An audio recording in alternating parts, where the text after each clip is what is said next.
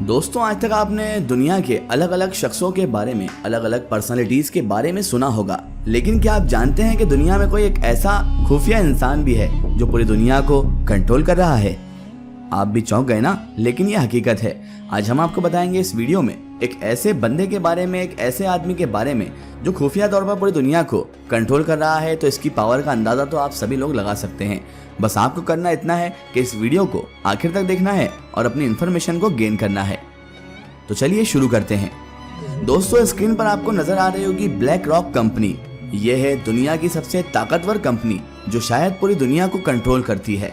America के सारे बड़े बैंक, तकरीबन सारी बड़ी फार्मास्यूटिकल कंपनी, सारा मेन स्ट्रीम मीडिया और पूरी दुनिया का 10% ट्रेडेड स्टॉक इस एक कंपनी की ओनरशिप में है। 2022 में इस कंपनी के पास तकरीबन $15 ट्रिलियन की एसेट्स मौजूद थी, जो कि पूरे अमेरिका की जीडीपी का 70% बनता है। ये कंपनी इतनी पावरफुल हो चुकी थी कि अब दुनिया की टॉप गवर्नमेंट्स भी इस कंपनी की मर्जी के बगैर फैसले नहीं कर सकती ही। बल्कि अगर हम ये कहें कि इस वक्त होने वाली तमाम जंगें और इकोनॉमिक क्राइसिस में इस कंपनी का ही कहीं ना कहीं हाथ है, तो शायद ये गलत बिल्कुल भी नहीं होगा। लेकिन दोस्तों, इतना मैं गारंटी के साथ कह सकता हूँ कि आपने इससे पहले इस कंपनी का शायद नाम भी सुना नहीं होगा। और दोस्तों, उसकी एक बहुत बड़ी वजह ये है जो आज हम आपको बताएंगे और इस वीडियो में आगे चलकर आपको बिल्कुल क्लियर हो जाएगी। और ये भी हम आपको बताएंगे कि कैसे एक कंपनी आज पूरी दुनिया को अपने कंट्रोल में लेने जा रही है, जिसके कॉन्सिक्वेंसेस शायद इतने ज्यादा खतरनाक होंगे कि आप शायद सोच भी नहीं सकते हैं।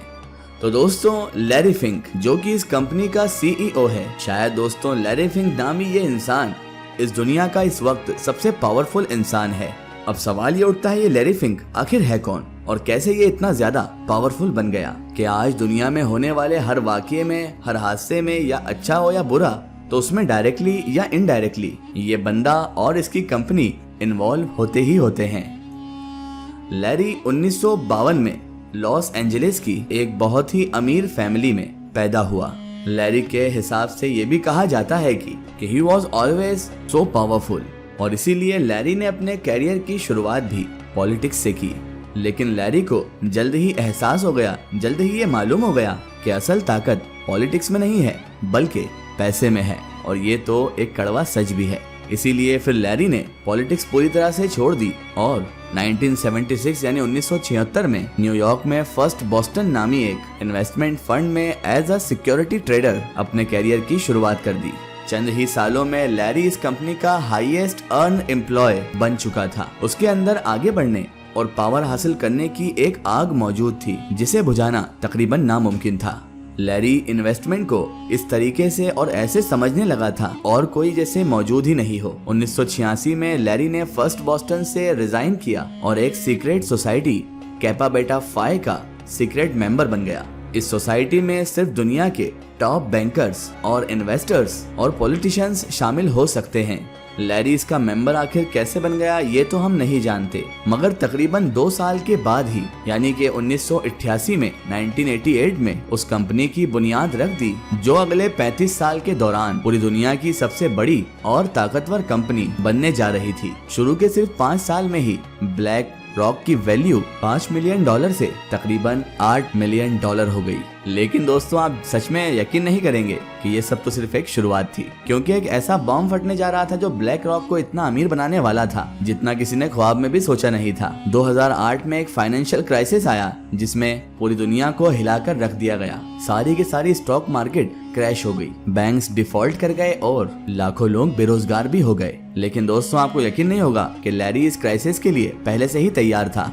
वो 8 साल पहले ही मॉर्गेज बैक्ड सिक्योरिटीज में इन्वेस्ट कर चुका था, और जहां सारी दुनिया की इकोनॉमी कोलैप्स कर गई, वहीं ब्लैक रॉक के रिजर्व्स ट्रिलियंस में चले गए। और सिर्फ यही नहीं दोस्तों, बल्कि लैरी ने अपने कनेक्शंस को इस्तेमाल करते हुए अमेरिकन गवर्नमेंट के साथ एक कॉन्ट्रैक्ट भी साइन कर लिया, जिसके तहत ब्लैक रॉक को तमाम डिफॉल्ट कर जाने वाले बैंक्स की ओनरशिप दे दी गई। और यहीं से फिर वो दरवाजा खुल गया जो लैरी का पूरी दुनिया पर हुकूमत करने वाला ख्वाब था, उसका दरवाजा यहीं से खुला। और फिर अगले 10 साल में ब्लैक रॉक अमेरिका की सबसे बड़ी एसेट्स मैनेजमेंट कंपनी बन गई। और आज की तारीख में दोस्तों, दुनिया की तमाम बड़ी इंडस्ट्रीज में ब्लैक रॉक के शेयर्स हैं, चाहे वो मीडिया हो, बैंक्स हो ऑयल हो या फिर हथियार बनाने वाली कंपनीज हो। इसके अलावा सारी बड़ी टेक सोशल मीडिया कंपनीज जैसे कि गूगल, फेसबुक, ट्विटर और अमेज़न वगैरह में, इन सारी एप्स में भी सबसे बड़ी इन्वेस्टर जो है वो ब्लैक रॉक ही है। और आसान भाषा में अगर हम बात करें तो इसका मतलब यही है कि ये तमाम तर कंपनीज कोई भी डिसीजन, कोई भी फैसला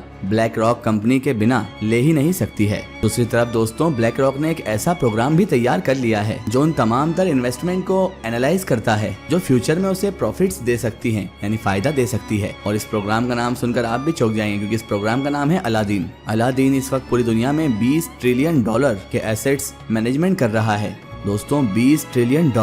और दोस्तों ये $20 ट्रिलियन पूरे अमेरिका का जीडीपी बनता है। अब यहाँ पर सवाल यही उठता है कि ये प्रोग्राम जो है वो इतना सही से फ्यूचर को प्रेडिक्ट कैसे कर लेता है।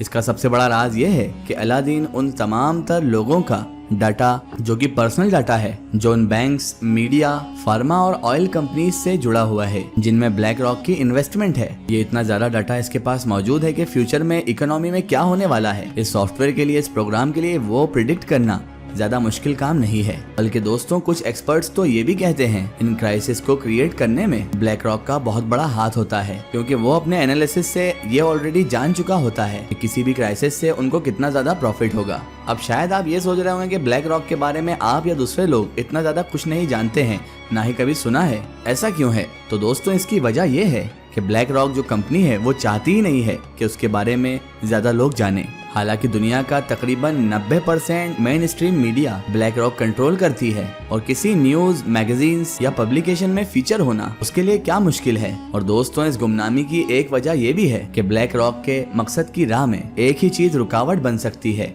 और वो है स्कैंडल्स। क्योंकि दोस्तों जब कोई ब्लैक रॉक के बारे में जानेगा ही नहीं तो स्कैंडल किस चीज का। अगस्त 2020 में ब्लैक रॉक दुनिया की वो वाहिद फॉरेन कंपनी बन गई जिसको चाइना के म्यूचुअल फंड्स में इन्वेस्ट करने की इजाजत भी मिल गई। दुनिया और खासकर अमेरिका की किसी भी कंपनी को चाइना के म्यूचुअल फंड्स में इन्वेस्ट करने की इजाजत नहीं है, लेकिन ब्लैक रॉक को मिल गई। और जानते हैं आप कि ब्लैक रॉक ने सबसे पहले कौन सी कंपनी में इन्वेस्ट किया? तो दोस्तों ब्लैक रॉक ने सबसे पहले इन्वेस्ट किया हिकविजन में। दोस्तों हिकविजन, आपकी जानकारी के लिए आपको बता दें कि ये एक सिक्योरिटी कंपनी है जिसके पास वो शैडो सॉफ्टवेयर है जिसके जरिए से किसी की भी तस्वीर या वीडियो बनाकर वो उस इंसान की पूरी हिस्ट्री और पूरा डेटा निकाल सकते हैं। और ये सॉफ्टवेयर फिलहाल सिर्फ चाइना की गवर्नमेंट के पास है। ब्लैक रॉक जितनी तेजी से दुनिया की कंपनी को टेक ओवर करते जा रही है तो आने वाले दिनों में इसका इन्फ्लुएंस और मजीद बढ़ता चला जाएगा। और इसका मतलब दोस्तों साफ शब्दों में सिर्फ एक ही है कि हम एक ऐसे फ्यूचर की तरफ बढ़ रहे हैं जिनमें कंट्रीज से ज्यादा कंपनीज पावरफुल होंगी। हमारी पॉलिटिक्स, सोसाइटी और कल्चर वोट्स नहीं बल्कि इन्वेस्टमेंट बोर्ड्स कंट्रोल करेंगे। और ये सब सिर्फ एक कंपनी और सिर्फ एक इंसान के कंट्रोल में ही होंगे। सिर्फ एक कंपनी और इंसान के पास इतनी ज्यादा पावर होगी और इतना ज्यादा कंट्रोल होगा, और ये कितना ज्यादा खतरनाक साबित होगा ये तो सिर्फ वक्त ही बताएगा। फिलहाल दोस्तों आज की हमारी वीडियो में बस इतना ही। अगर वीडियो आपको पसंद आई है तो इसे ज्यादा से ज्यादा शेयर करें और इसे अपने फ्रेंड सर्कल, अपने रिश्तेदारों तक जरूर पहुंचाएं। इसी तरह की इन्फॉर्मेटिव और हिस्टोरिकल वीडियो के लिए हमारे चैनल को सब्सक्राइब कीजिए और पास में दिए गए घंटी के आइकन को जरूर दबाएं ताकि हमारी आने वाली हर नई वीडियो की नोटिफिकेशन आप सब तक पहुंचती रहे। जय हिंद, वंदे मातरम।